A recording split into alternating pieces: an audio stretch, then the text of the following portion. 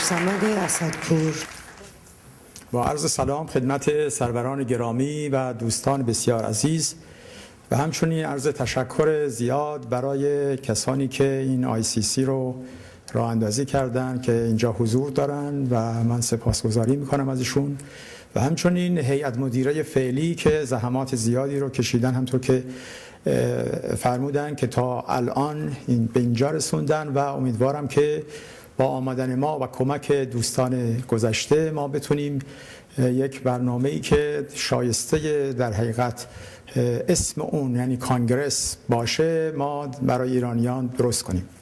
در مورد خود بنده، من تحصیلاتم پزشک هستم و لیسانسم و بیولوژی در دانشگاه ماساچوست گذراندم، MDمو در ایران و یک دوره مدیریت خدمات بهداشتی در اشتامپر یونیورسیتی collaboration with the WHO در زاگرب گذراندم.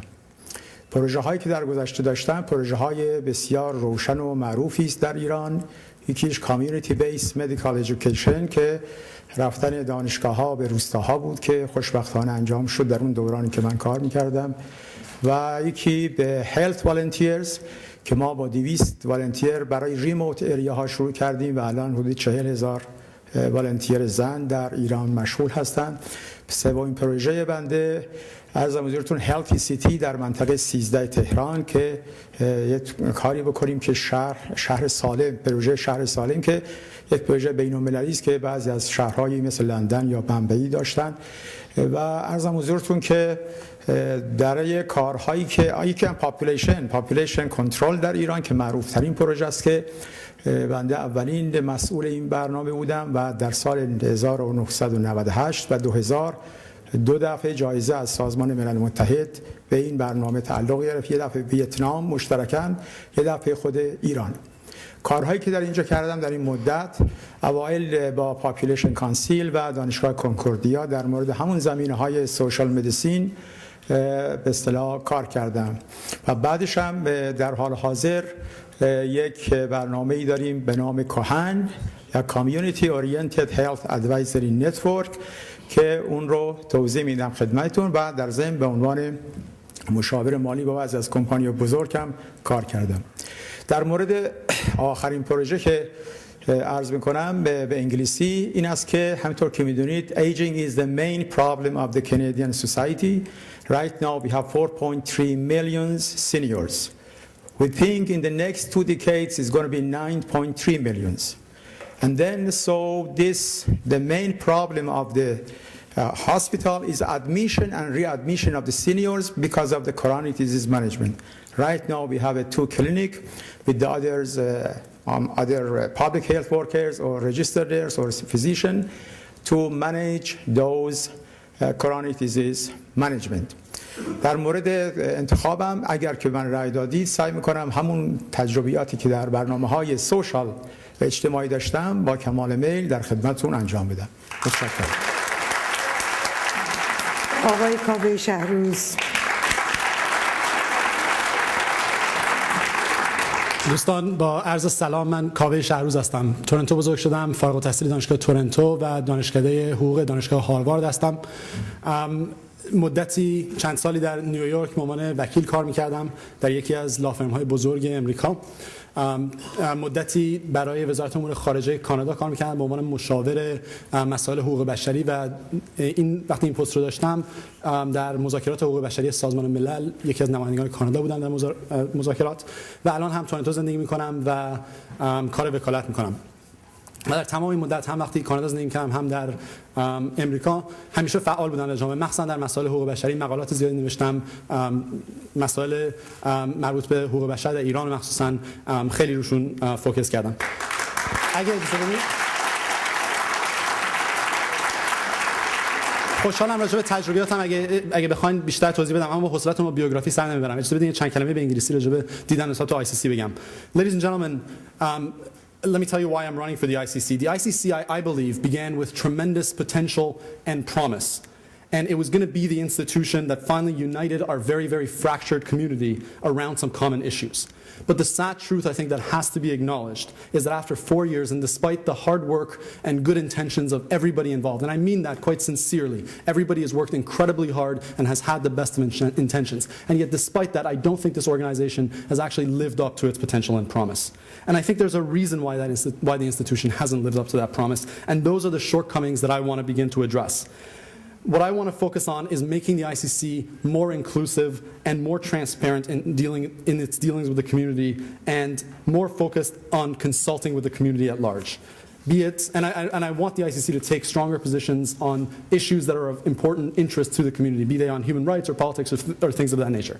Ladies and gentlemen, I commit to you that along with a strong team, and I'm incredibly happy to see the caliber of people that are running here today, with a strong team, I'm going to work on making the culture of this institution more transparent and more open to consultation.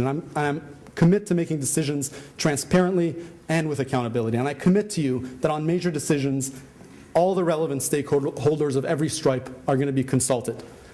It's imperative that we listen to everyone, regardless of whether or not they agree with us. We would be the ICC, and we would be the representatives of this community. And for our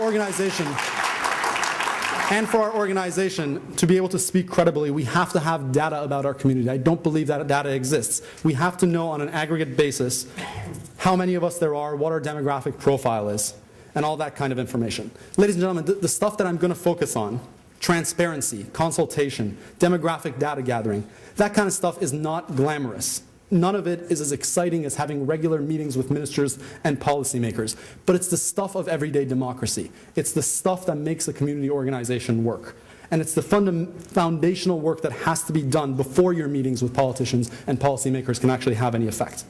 So I'm not going to tell you that a vote for me is going to fix the ICC overnight, or that it's going to heal the fractures in our community, because anyone that tells you that is not being truthful with you. Solving these problems is going to require time, and it's going to require your and my sustained engagement. What it's going to require also are people who are familiar with the Iranian community and also with the larger Canadian community, who are willing to devote their time and energy to pursuing the collective interests of Iranian Canadians. And I believe I fit that profile. دوستان ممنون میشم اگر از کاندیداسی من امروز حمایت کنید، ولی مهمتر از کاندیداسی من اینه که از یک کنگره قوی و دموکراتیک امروز حمایت کنید. ممنونم. کاوه شهروز. خانم نسرین جوانفر. سلام، روز همتون بخیر. ممنون که اومدین. خوشحالم از این که اینجا، خوشحالم از این که با شماها هستم. واقعیتش اینه که سالهای ساله که به صورت روزانه با خانواده‌های ایرانی که اینجا تصمیم گرفتن ساکن بشن در ارتباط هستم. حدود 18-19 سال اینجا هستم. مدتی رو به عنوان ستلمنت ورکر برای جویش فامیلی کار کردم. بعد به عنوان ستلمنت ورکر برای کاتولیک کامیونیتی سرویسز آف یورک ریجن کار کردم و در حال حاضر هم به عنوان مشاور امور فرهنگی و تحصیلی آموزش پرورش منطقه یورک کار میکنم. در تمام طی این مدت اون چیزی رو که میبینم، اون تلاش و اون زحمت بسیار زیادی است که توسط ما ایرانی ها کشیده میشه تا بتونیم در اینجا خودمون رو ریشه دار بکنیم و در بسیاری موارد خیلی چیزا هست که مانع از این ریشه دار شدن ما میشه. از ابتدای شکلگیری کنگره با کنگره همراه بودم و جزو آرزوهام بوده. اگر به واقع به شما بگم در کنار این که کسی احساس بکنه مورگیجش رو پرداخت میکنه، شکم خودش و بچه‌هاش سیر لباسی برای پوشیدن داره، چه چیز دیگری نیاز داره، اون هویتی است که هممون بهش به شدت نیاز داریم. ریشه‌ایه که باید در این سرزمین بدوونیم و اون حمایتی است که باید از همدیگه به درستی بکنیم برای اینکه این ریشه رو بدوونیم. در طی این مدتی که در این مجامع مختلف کار می‌کردم، با تمام کامیونیتی های، با تمام ارگانیزیشن های ایرانی تقریبا کار کردم. با IC Youth Support Group کار کردم برای حمایت از نوجوانان و بچه‌هامون. تابستون تا 2 ماه دیگه میرسه و جالبه بهتون بگم که بچه‌های ما در تابستون برنامه‌ای ندارن. متاسفانه جایی برای گرد همایی ها و گذروندن تابستونشون ندارن. نه به خاطر اینکه من میخوام حتما با مراکز ایرانی این وقت رو بگذرونن، به این خاطر که میدونم بسیاری از سازمان‌هایی که باشون کار میکنم ساعت‌ها وقت صرف این میکنن که پروپوزال بنویسن و به بچه‌هامون، به نوجوانامون کمک کنن و دریغ از این که تا به الان 1 سنت ما از هر 3 لول مختلف دولتی در کانادا تونسته باشیم پول بگیریم. Where does our tax money go? Why is it that we are doing our best?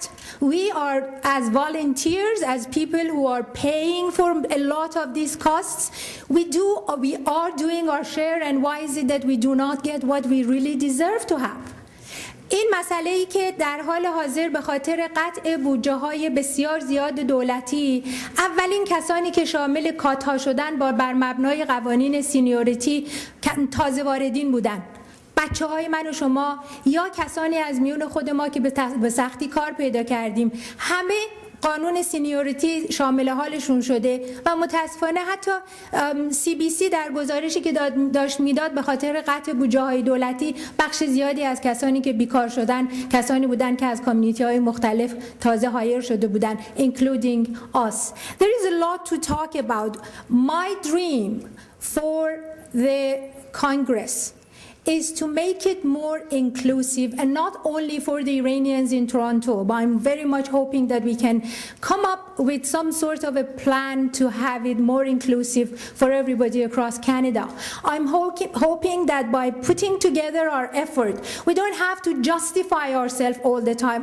I don't have to support a youth in high school to justify him being a nice boy rather than being that Iranian boy who is against this and that person. This gives my child, your child, that identity, and for having that identity, what we need is to be here, is to have a very loud and clear voice using the Charter of Rights here in Canada. Vote for me. I'm hoping to do that for you. Thank you. ما حدود 20 دقیقه وقت داریم. با اجازه شما من با یک میکروفون اینجا می ایستم. عزیزانی که مایلن میتونن ظرف 20 دقیقه هر کدوم در مدت 1 دقیقه از کاندیداها سوال بکنن. وقتی همه سوال ها تموم شد کاندیداها هر کدوم پاسخ میدن و بعد میریم برای رأی گیری. متشکرم ازتون. فقط لطف کنید مرتب، ولی خاطرتون باشه 20 دقیقه بیشتر برای کل این مرحله وقت نداریم. تعدادی که میان مطمئن باشین که وقت میرسه. ببخشید من یک سوالی دارم به طور کلی هستش، چون در خط اول اساسنامه کنگره ایرانیان نوشته شده که این کنگره یک تشکیلات غیر حزبی نان پارتیزان و غیر مذهبی هستش و به خاطر همین 2 مورد هستش که میتونه تمام ایرانیان کانادایی رو پوشش بده با هر نحله فکری که هستند. اگر که بخواد کنگره وضعیتی پیدا بکنه که از یک حزب خاص پیروی بکنه نمیتونه کارشو انجام بده. با اینکه اعضای کنگره میتونن هر نوع عقیده سیاسی داشته باشن، ولی به نظر من اساسیه که بورد کنگره جزو کادر رهبری و کادر تشکیلاتی هیچ حزب خاصی نباشه. یعنی نه میتونه مثلا عضو سفارت باشه، نه میتونه عضو حزب خاصی باشه. من خواهش میکنم این مسئله رعایت بکنه. اعضایی از بورد که خودشون عضو کادر یک حزب هستن یا یک تشکیلات سیاسی هستن این رعایت کنن که واقعا عضو بورد کنگره نشن، چون این سازمان غیر حزبیه. متشکرم. ممنونم. لطف کنید عزیزان 1 دقیقه رو رعایت کنید. اون پشت مسکه میشین برای یه دیگه My question is for the 2 youngest candidates in the grouping. First of all, I'd like to commend you for the fact that you're putting yourself forward, Mr. Mousavi and Mr. Shahrouz. But one of the things that I was concerned about is the composition of our candidates as well as our board. I'm looking around and I'm happy to see younger faces, and I'm happy to see a dialogue around transparency, but I'm saddened to see that there's so few women that are participating in this process.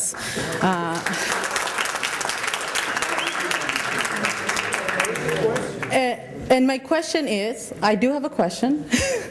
I apologize for the long email. My question is, what would you be doing as representatives of the younger generation to open the doors for more women to participate in the Congress and to be present in future positions?